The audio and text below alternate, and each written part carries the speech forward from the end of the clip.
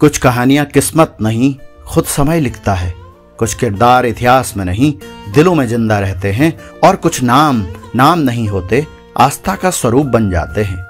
आज हम एक ऐसे ही बालक की कहानी सुनाने जा रहे हैं जिसका जन्म एक सामान्य से गांव में हुआ, लेकिन जिसकी जिंदगी साधारण नहीं बल्कि अद्भुत, अलौकिक और अनंत प्रेरणाओं से भरी थी। एक मासूम चेहरा, एक सामान्य नाम, लक्ष्मण नारायण शर्मा। लेकिन क्या आप जानते हैं यही बालक आगे चलकर बनता है नीम करौली बाबा, एक ऐसा संत जिनके भक्तों में शामिल थे एप्पल के स्टीव जॉब्स से लेकर फेसबुक के मार्क जुकरबर्ग तक।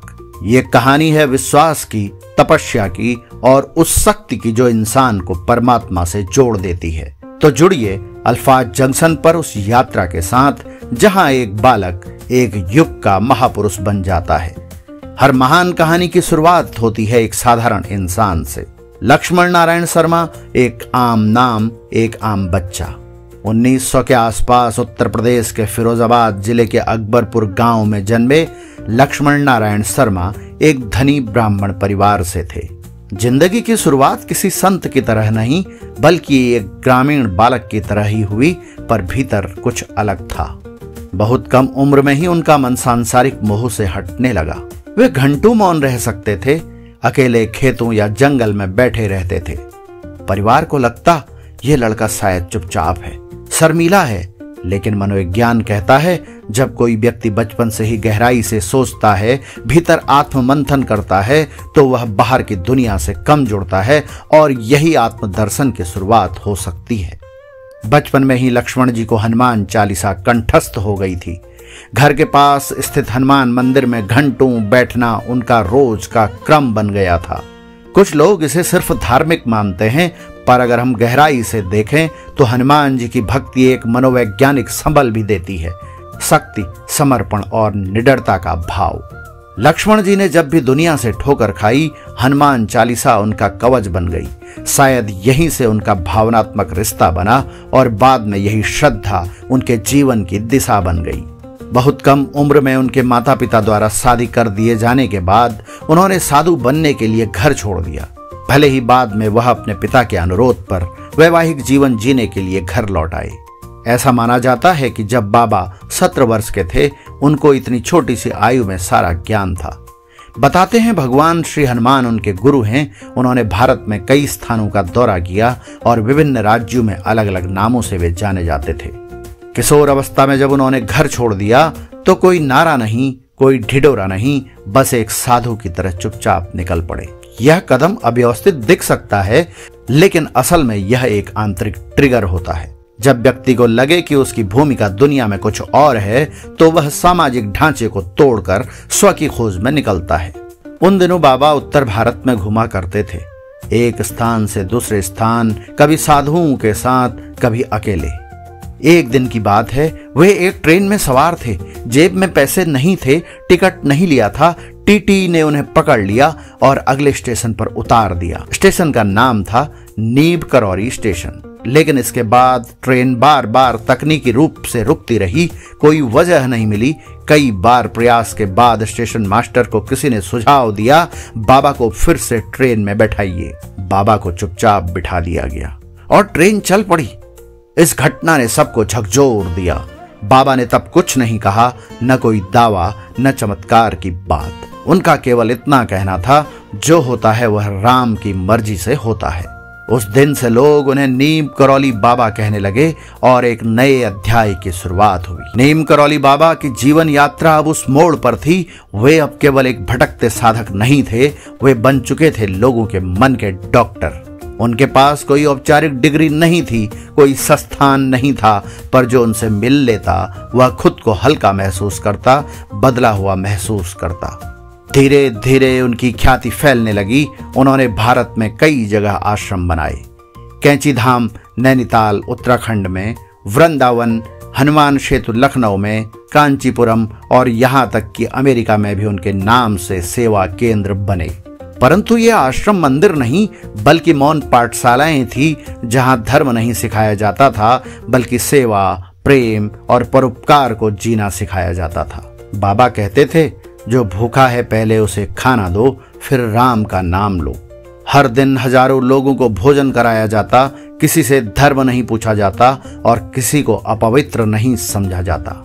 उनके बनाए मंदिरों में आज भी हर दिन हजारों लाखों लोगों को भोजन कराया जाता है, किसी से धर्म नहीं पूछा जाता और किसी को अपवित्र नहीं समझा जाता है। और यह व्यावहारिक रूप से सार्वभौमिकता का, यूनिवर्सलिज्म का पाठ था, जहां मानवता ही सबसे पहला धर्म थी। बाबा के जीवन से जुड़ी कई घटनाएं हैं जिन्हें लोग चमत्कार मानते हैं, पर हमें इन्हें केवल चमत्कार कहकर खारिज नहीं करना चाहिए, बल्कि समझना चाहिए कि ये घटनाएं विश्वास, संवेदनशीलता और गहन मनोवैज्ञानिक प्रभावों का परिणाम भी हो सकती हैं। नीम करौली स्टेशन पर ट्रेन का रुक जाना बाबा की पहचान बना। विज्ञान के लिए यह यांत्रिक समस्या हो सकती है, पर भक्तों के लिए यह श्रद्धा की जन्मस्थली थी। एक बार एक भक्त का हाथ जल गया। डॉक्टर ने स्किन ग्राफ्टिंग बताई। बाबा ने कहा, राम का नाम लो, तुलसी जल लगाओ, सब ठीक होगा। कुछ ही दिनों में घाव भर गया। विज्ञान इसे प्लेसिबो इफेक्ट कहता है, जहां विश्वास शरीर की खुद की चिकित्सा क्षमता को जागृत कर देता है। नीम करौली बाबा के जीवन का केंद्र था हनुमान की भक्ति। उनके कमरे में हमेशा हनुमान जी की मूर्ति होती। वे कहते, हनुमान जी सब कुछ है, शक्ति भी, भक्ति भी और बुद्धि भी। मनोवैज्ञानिक दृष्टि से देखें, जब कोई व्यक्ति संकट में होता है तो उसे ऐसे आदर्श की जरूरत होती है जो उसे अंदर से मजबूत बनाए। हनुमान जी उस आदर्श का कार्य करते हैं और बाबा इसी कारण अपने अनुयायियों को उनकी भक्ति सिखाते थे। आज भी बाबा की ख्याति सीमित नहीं है, करोड़ों लोग उनके भक्त हैं। बाबा का प्रभाव विश्व के तकनीकी, फिल्म और खेल जगत के दिग्गजों तक पहुंच चुका है। एप्पल के संस्थापक स्टीव जॉब्स, जाने माने उद्योगपति, 1970 के दशक में जब वे आत्मिक दिशा की खोज में भारत आए तो कैंची धाम पहुंचे। बाबा नहीं मिले, पर जॉब्स का बाबा के आश्रम का अनुभव इतना शक्तिशाली था कि जीवन भर वे उस ऊर्जा को याद रखते रहे। मार्क जुगरबर्ग का नाम तो आपने सुना ही होगा। जब फेसबुक एक कठिन दौर से गुजर रहा था तो स्टीव जॉब्स ने जुगरबर्ग को नीम करौली बाबा के आश्रम जाने की सलाह दी। वहां से लौटकर उन्होंने अपने निर्णयों में स्पष्टता पाई।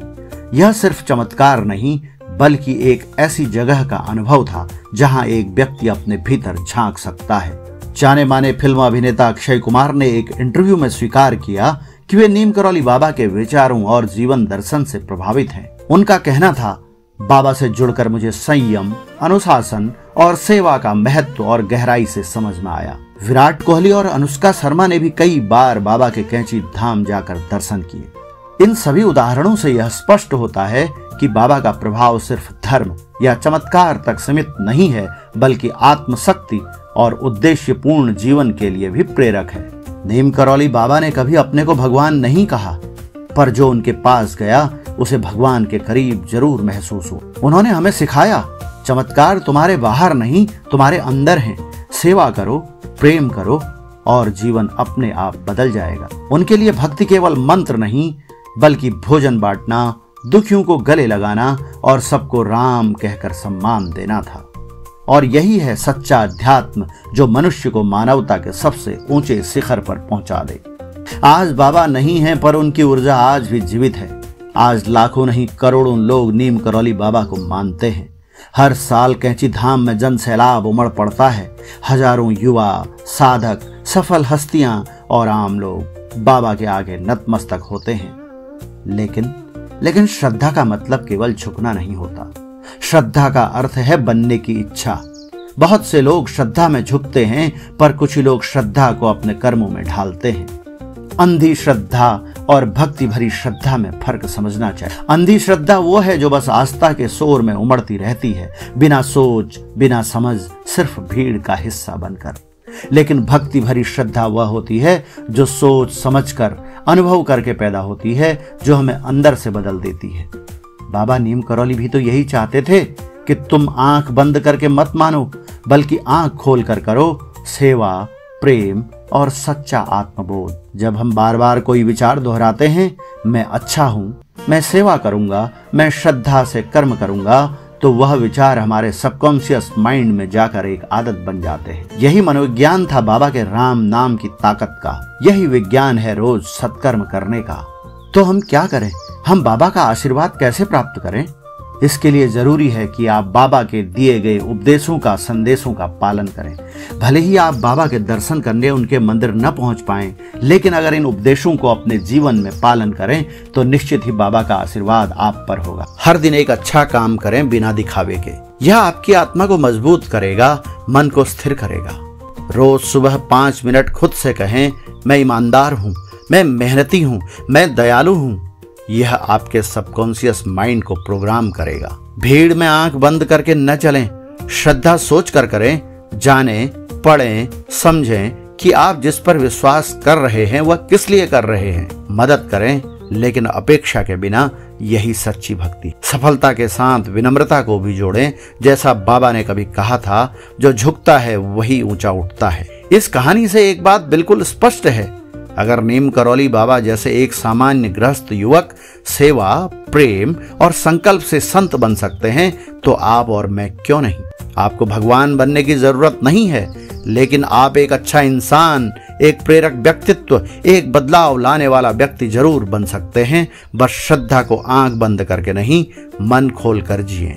हर दिन का कर्म आपका मंदिर है और हर मदद आपकी पूजा है। अगर आपको यह कहानी प्रेरणादायक लगी हो तो इस वीडियो को लाइक करें, अपने दोस्तों के साथ शेयर करें और ऐसे ही जीवन को छूने वाली कहानियों के लिए हमारे चैनल को सब्सक्राइब करें।